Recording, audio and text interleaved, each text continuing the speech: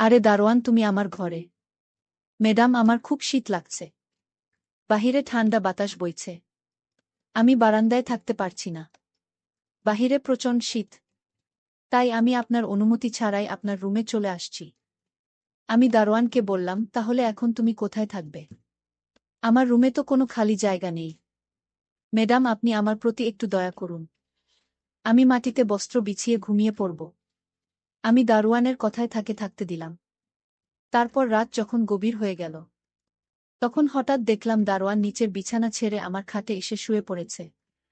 আমি তাকে বললাম, তোমার সাহস তো কম না। তুমি আমার খাটে? আমার বাড়িতে একজন দারোয়ান ছিল, যাকে আমি অনেক বিশ্বাস করতাম। একদিন সে আমাকে বলল, ম্যাডাম, বাইরে খুব ঠান্ডা লাগছে। আমি একটু আপনার রুমে থাকতে পারি? আমি ভাবলাম, বাইরে সত্যিই ঠান্ডা হবে। তাই তাকে আমার রুমে ঘুমাতে অনুমতি দিলাম। কিন্তু পরের দিন তার আচরণে কিছু অস্বাভাবিক লক্ষ্য করলাম। আমি ঘুমের মধ্যে অনুভব করলাম যে কিছু আমার বাড়িতে একজন দারোয়ান ছিল, যাকে আমি অনেক বিশ্বাস করতাম। একদিন সে আমাকে বলল, ম্যাডাম, বাইরে খুব ঠান্ডা লাগছে, আমি একটু আপনার রুমে থাকতে পারি? আমি ভাবলাম, বাইরে সত্যিই ঠান্ডা হবে। তাই তাকে আমার রুমে ঘুমাতে অনুমতি দিলাম। কিন্তু পরের দিন তার আচরণে কিছু অস্বাভাবিক লক্ষ্য করলাম। আমি ঘুমের মধ্যে অনুভব করলাম যে কিছু একটা ঠিক হচ্ছে না। তার আচরণ আমাকে অস্বস্তিকর করে তুলেছিল। আমি তাকে জিজ্ঞেস করলাম, তোমাকে আমার রুমে থাকতে দিয়েছি বলে তুমি এ কি করছো? দারোয়ান বলল, ম্যাডাম, আমি অনেক দিন ধরে উপোস। আমি আর পারছি না। এই কথাটা বলেই দারোয়ান আমার সাথে জোর করে। আমার কলিজার বন্ধুরা, মূল ভিডিওটি শুরু করার আগে তোমাদের কাছে একটা রিকোয়েস্ট। তোমরা যদি আমার চ্যানেলে নতুন হয়ে থাকো, তাহলে আমার চ্যানেলটিকে সাবস্ক্রাইব করে পাশে থাকবা। তাহলে চলো এবার মূল ঘটনাটি শুরু করি। আমার নাম জয়া। দেখতে সুন্দর ছিলাম। 7 বছর আগে আমার বিয়ে হয়েছিল শাওনের সাথে। আমার স্বামী খুব ভাল ছিলেন। তিনি আমার সব কথা শুনতেন। একবার আমার স্বামী আমাদের বাড়িতে একজন ছেলেকে নিয়ে এলেন। তিনি বললেন, এই ছেলে অসহায়। তার কোনো আত্মীয় স্বজন নেই। সে আমাদের বাড়িতে কম বেতনে কাজ করতে রাজি। শুধু খাওয়ার এবং থাকার জায়গা দিলেই হবে। আমার স্বামী খুবই কৃপণ ছিলেন। সবসময় বিনামূল্যে চিন্তা করতেন।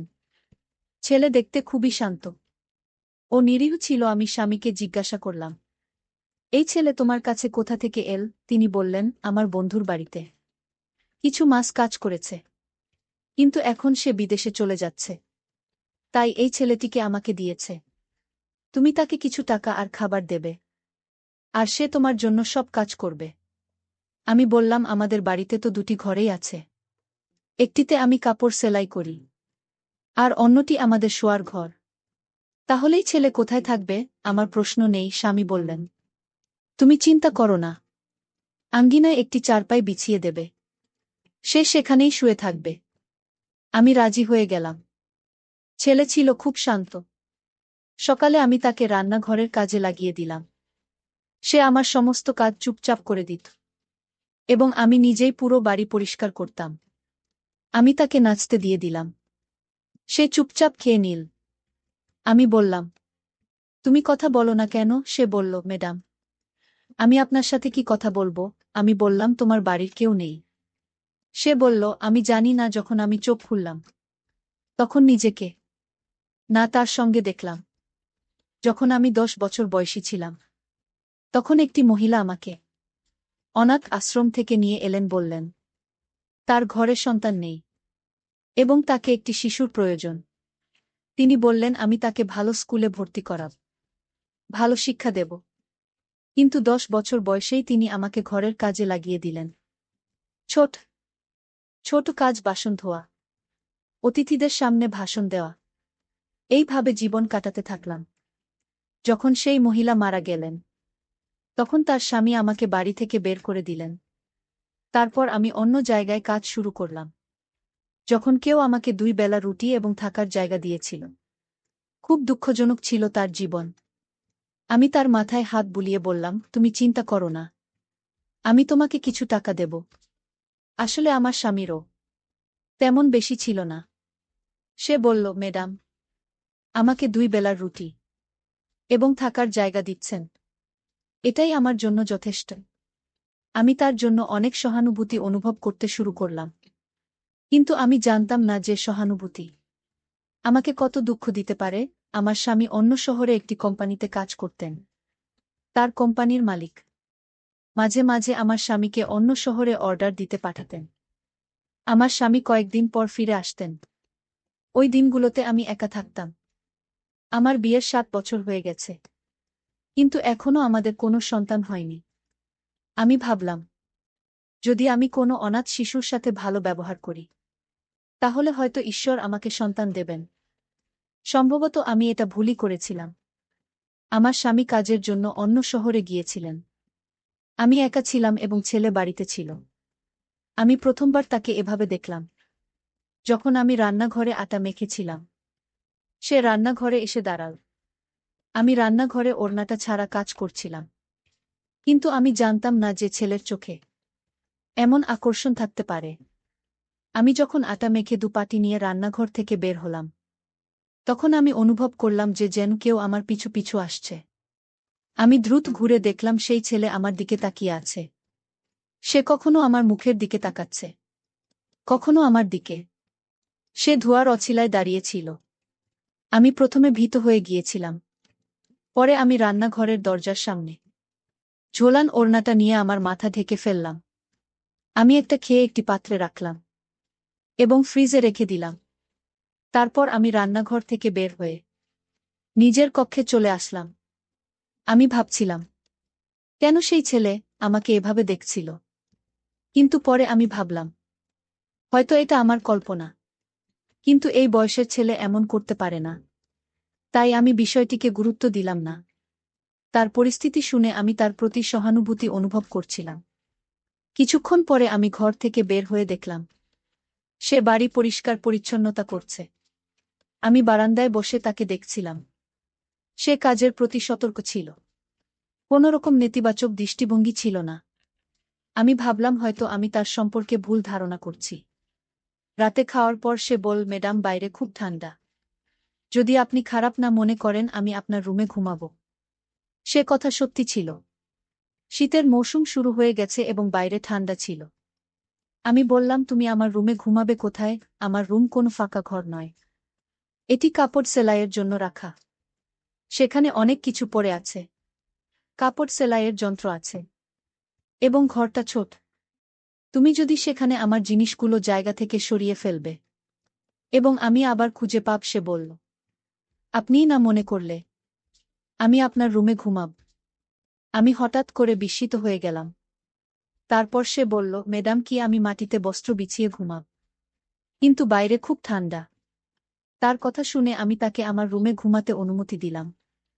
কিন্তু তার মুখে আমি অদ্ভুত আনন্দের চিহ্ন দেখছিলাম, যেন সে অনেক খুশি হয়েছে। সে তৎক্ষণাৎ নিজের বিছানা তুলে এনে আমার রুমে মাটিতে বিছিয়ে শুয়ে পড়ল। আমি অন্ধকারে ঘুমানোর অভ্যাস ছিলাম, তাই আমি ঘুমানোর আগে রুমের লাইট নিভিয়ে দিয়েছিলাম।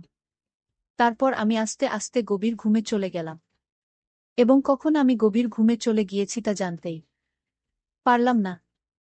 সকাল হলে আমি যখন ঘুম থেকে উঠলাম, আমার মাথা খুব ভারী লাগছিল। হয়তো আমি বেশি সময় ঘুমিয়ে ফেলেছিলাম। আমি ঘড়ি দেখলাম 10টা বেজে গেছে। যদিও আমি সাধারণত 9টার আগে উঠে যেতাম, কিন্তু আজ আমার মনে হচ্ছে ছিলাম অনেক দেরিতে উঠেছি।